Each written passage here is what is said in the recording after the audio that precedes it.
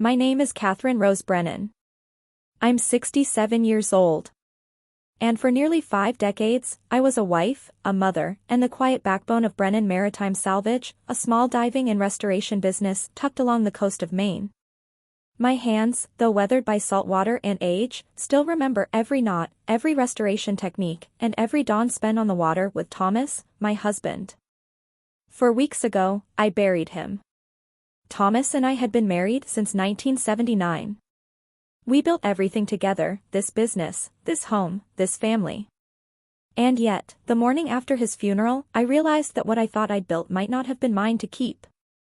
Or maybe my children simply stopped seeing its value. Thomas died of lung disease. 16 months of watching a man who'd spent his life underwater struggle to breathe air. His strength evaporated slowly, cruelly. He didn't want the kids to know the full extent. Let them live their lives a little longer without this weight, he'd whispered to me one night, oxygen mask in hand. And because I loved him, I agreed. But in truth, I already knew. Our children, Michael and Claire, had grown distant long before the diagnosis. Michael, the eldest, had built a lucrative career in Manhattan's tech world and hadn't visited for more than a few scattered weekends in over a decade. Claire, on the other hand, drifted from one failed art venture to another, always funded by Thomas's accounts and always in need of just one more investment. I had hoped that grief would bring them back to the core of who we were. That they would remember the boat, the family dinners, the love that built this life. But when they arrived for the funeral, I didn't see children mourning their father. I saw executives calculating an inheritance. The night after the funeral, I sat alone in the kitchen, staring at the worn surface of our dining table. I told them we could go through Thomas's belongings together the next day. It was a small gesture, a mother's way of making space for memory. But they had other plans. The next morning, sunlight poured through the sheer curtains Thomas and I had chosen together 30 years ago. I made coffee, the simple kind Thomas liked, not the expensive imported blend Michael had brought from Manhattan, and waited at the kitchen table. They came downstairs dressed sharply. Michael in a tailored suit. Claire in designer black, her hair styled as if she were heading to a gallery opening. They looked like they were attending a board meeting, not sitting down to remember their father. "Mom," Michael began, setting his coffee mug down with practiced precision. "We've been talking." Claire glanced at him, then at me. "We think it's time to start settling things. The estate, the business, the house." I blinked, unsure I'd heard correctly. Settling things. It had been less than 24 hours since we lowered Thomas into the ground. "It's practical," Michael said. "You can't run the salvage business alone. And the house, Mom, it's too much for someone your age. The stairs, the maintenance. My age." The words hung heavy in the room. I had been diving beside Thomas through storms and calm waters alike. I had handled contracts when we couldn't afford a lawyer, organized recovery operations, managed crews, navigated insurance claims. "We want you to be comfortable," Claire added, her voice smooth like a rehearsed pitch. "There's a wonderful assisted living facility 2 hours north. Ocean View Manor. Activities, people your age, ocean views." I stood to clear the breakfast plates, needing motion to steady my shaking hands. Then Michael pulled out a folder. "Dad spoke to me about this last year," he said, sliding a set of documents toward me. "He wanted Rachel and me to take over the business." I looked at the papers. They were printed on Michael's corporate letterhead. Thomas's signature, too steady, too perfect, looked wrong. He hadn't written that clearly in months. Not since the oxygen deprivation affected his coordination. "This isn't from our family attorney," I said. He was lucid when he signed it, Michael insisted. He wanted this. "Dad knew the business couldn't survive long-term," Claire said quickly. "There's a developer interested. $8.5 million for the property. Prime waterfront. We'd all be set. You'd be cared for. A developer. They wanted to sell the marina. Tear down the workshop where Thomas had restored 100-year-old diving equipment. Replace a lifetime of maritime preservation with condominiums and yacht clubs. You're talking about selling your father's legacy, I said quietly. Mom, be reasonable, Michael said. The salvage industry is dying. We need to be practical. I felt something rise in me, a slow-burning fury I hadn't touched since I once faced down a Coast Guard inspector trying to shut us down over paperwork. I looked at both of them, my children, and said with calm steadiness, "Show me the will." Michael hesitated, then pushed it forward again. I didn't touch it. I'm going to bed, I said. We'll talk tomorrow. But deep down, I already knew. There would be no tomorrow conversation. They weren't grieving. They were executing a buyout. I didn't sleep that night. I lay awake in the bed Thomas and I had shared for decades, listening to the creak of the old house and the distant sound of waves against the dock. Every sound was familiar. It was the silence in my children's hearts that had become foreign. By morning, the smell of coffee wafted through the house. Not the warm, nostalgic kind, sharp, bitter, imported. Michael's kind of coffee. I moved slowly, my joints aching more from betrayal than from age. When I came downstairs, they were already waiting, coats on, suitcases packed. The suitcases weren't mine. We packed some essentials for you, Claire said brightly. We thought we could drive you to Ocean View today. Just to tour. You don't have to decide yet. I'm not going to an assisted living facility, I said, pouring myself a cup. Michael checked his watch. Mom, be reasonable. The paperwork is done. We close with the developers next week. You can't stay here. I've lived here my entire adult life, I replied, voice calm. This is my home. It's all of ours, Michael said flatly. Dad left the business to us. It's time you let go. I stared at him, and for the first time I truly saw him, not as the boy who once followed Thomas through the workshop asking about compressors and decompression, but as a stranger. A man who viewed me as a liability to be managed. I need my medication, I said, stepping away.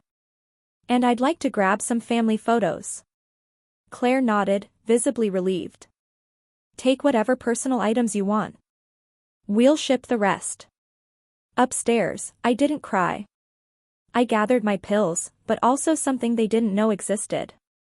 Behind a panel in the linen closet, installed back in the 80s when Thomas worried about break-ins, I retrieved my passport and birth certificate. In the bedroom, I reached behind his old work jackets and pulled out a small waterproof case. It was heavy. It held something more powerful than sentiment.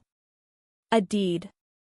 The original deed to the underwater salvage rights for a 50-mile stretch of coast, purchased in my maiden name before marriage. Rights Thomas and I had secured when we first started the business, before anyone understood their value.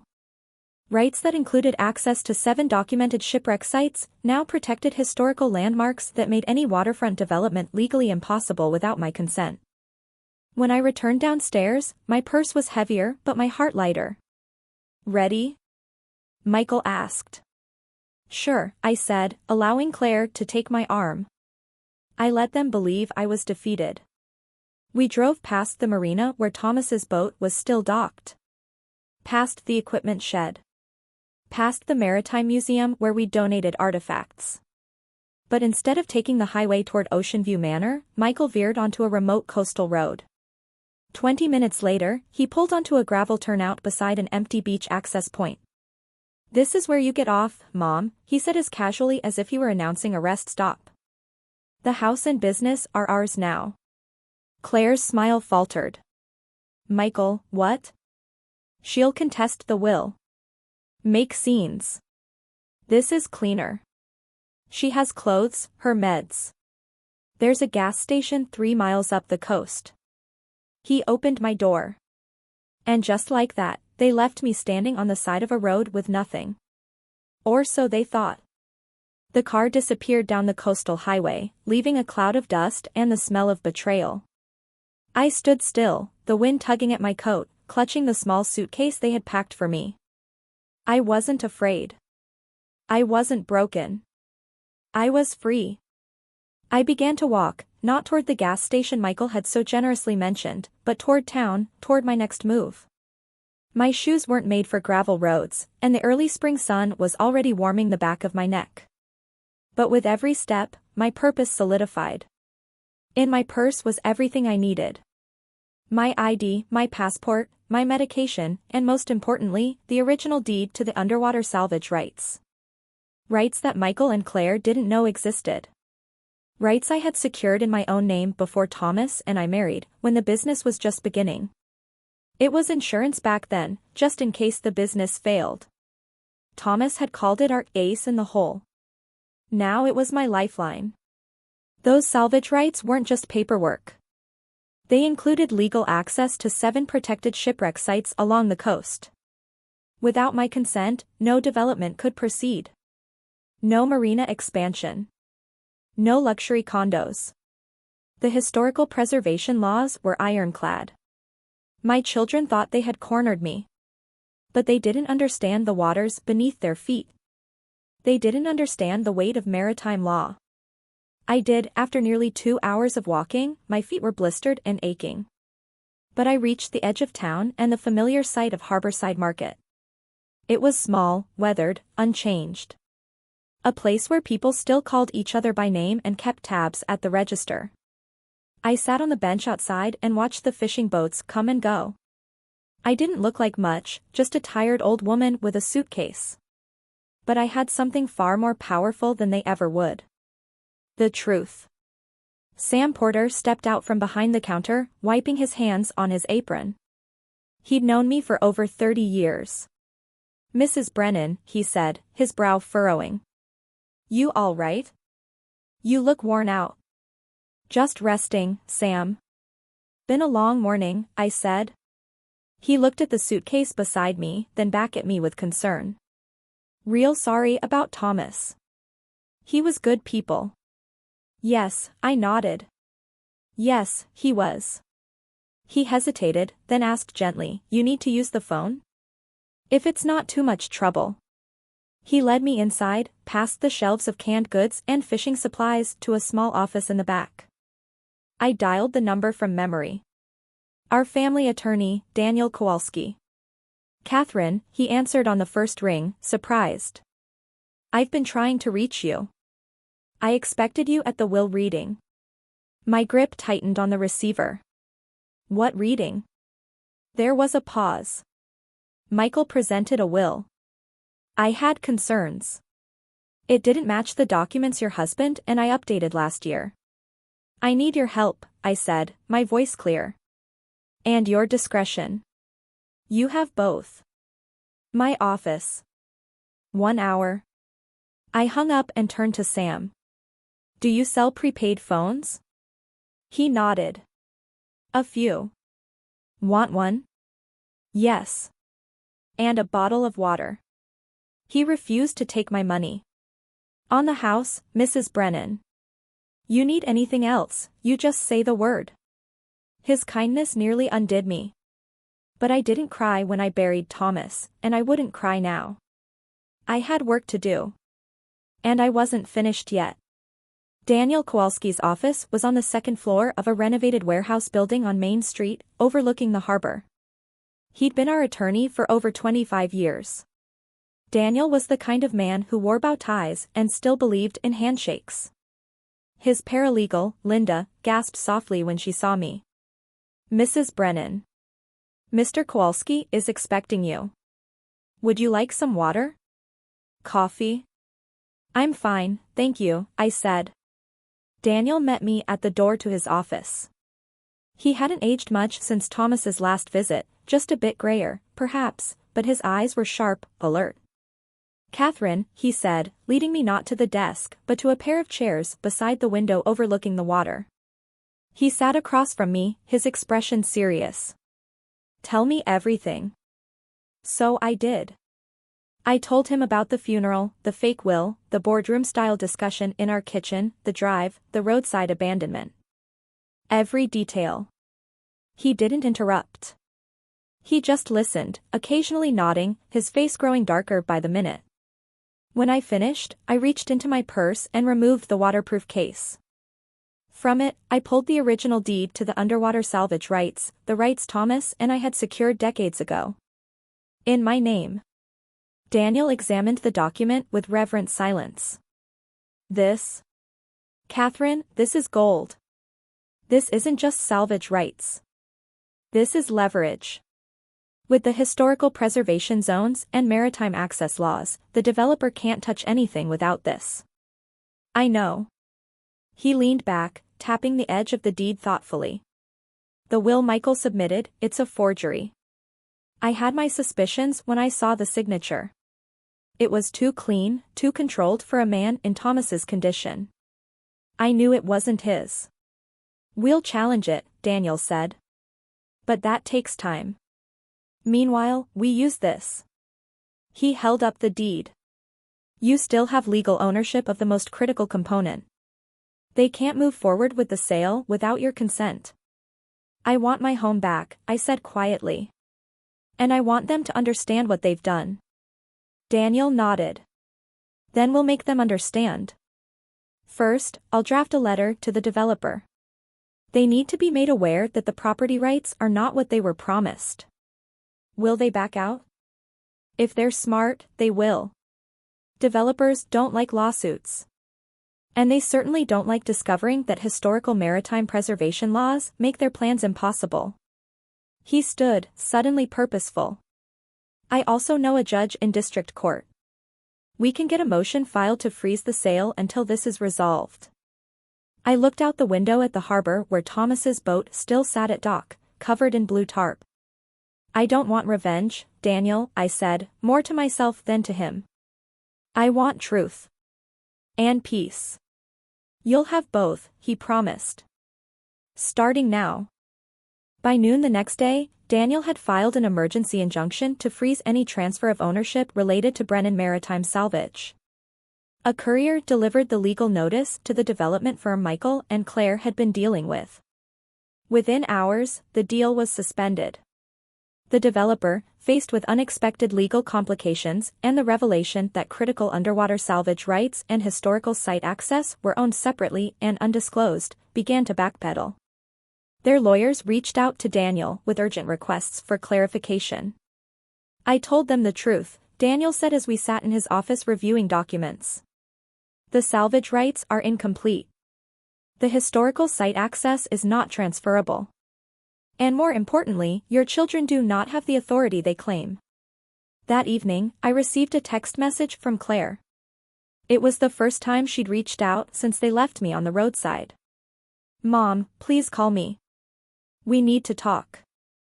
Michael's freaking out. We didn't know about those salvage rights. Can we just fix this? Fix this. I stared at the words on my prepaid phone. There was no apology. No recognition of what they'd done. Just panic now that the money was slipping through their fingers. I didn't reply. Later that night, Michael called Daniel directly, demanding explanations, trying to reassert control. But Daniel calmly informed him that all matters would now go through legal channels. They're realizing, Daniel said, that they miscalculated badly. They thought I had nothing left, I replied. But you had everything they forgot to value. He looked at me with quiet pride. You're handling this with remarkable grace, Catherine. A lot of people would have gone straight to scorched earth. I've lived too long with kindness in my bones to become bitter now, I said. But I won't be silent either. Outside, the town moved on with its day. Fishing boats returning to harbor. A dog barking somewhere. Someone hosing down their deck. Life was still simple here, still honest. And I intended to keep it that way. The property would not be sold. Not now. Not like this. The business Thomas built, the legacy he left, was not a commodity. It was home. And I wasn't done protecting it. In the weeks that followed, I didn't return to the old house. I rented a modest apartment above the bookstore on Main Street. It had a small balcony, just big enough for a chair and a few potted herbs. The place smelled like old paper and sea air in the mornings. It wasn't the home Thomas and I built, but it was mine. And that mattered. I started volunteering again, teaching maritime history at the community center on Tuesday nights, just like before. I even began holding weekend workshops at the Maritime Museum, sharing what I knew about diving safety and underwater artifact preservation. Young people came. Retirees came. Even families hoping to start their own small salvage businesses. People listened, not because I raised my voice, but because I spoke with history in my hands. The salvage rights? I donated them in trust to the Coastal Preservation Alliance, a local organization that protects historical shipwreck sites and supports maritime education. They'd use them, not sell them. They'd protect the history like Thomas had. That was the future I wanted. Michael and Claire kept their distance. I heard whispers that the developer pulled out entirely, that the fake will had been formally challenged and frozen, that their reputations had taken hits in their respective cities. But I didn't gloat. I didn't need revenge to be loud to be real. I chose peace, but not at the cost of truth. The marina remained untouched, operating under a conservation trust. And every time I passed by it on my walks, I smiled, not with bitterness, but with the quiet strength of a woman who had reclaimed not just her property, but her voice. They had underestimated me. But I had finally remembered who I was. I often think back to that moment on the gravel road, standing alone with a suitcase I didn't pack, watching my own children drive away without a second glance. It should have broken me. But it didn't. Because in that silence, I finally heard the truth I had ignored for years. Love is not loyalty without question. And being a mother does not mean tolerating betrayal, just because you raised the ones who betrayed you. Michael and Claire believed they could erase me. That because I was older, grieving, alone, I wouldn't fight back.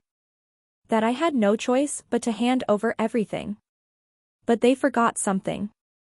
Before I was a wife, a mother, a widow, I was Catherine Rose, a woman who built something with her hands, her heart, and her mind. And I had never needed to scream to be strong. What they saw as weakness, my silence, my trust, my love, was actually the very power that protected me. If you're listening to this and you've ever been cast aside, underestimated, or treated like a footnote in your own life, I want you to hear this: your strength isn't in how loud you fight. It's in how well you know what you stand for. And when you stand your ground, even quietly, it echoes louder than any betrayal. My business still stands. My name is still on the deed. And my life? It's mine again. So to anyone who's ever been told, this is where you get off, I say, walk if you must, but don't leave your worth behind. Walk with purpose. Walk with quiet power. And when you're ready, tell your story. It might just save someone else. If this story moved you, don't forget to like, share, and leave a comment below. And if you've ever been underestimated and found your strength, tell us. Your story matters.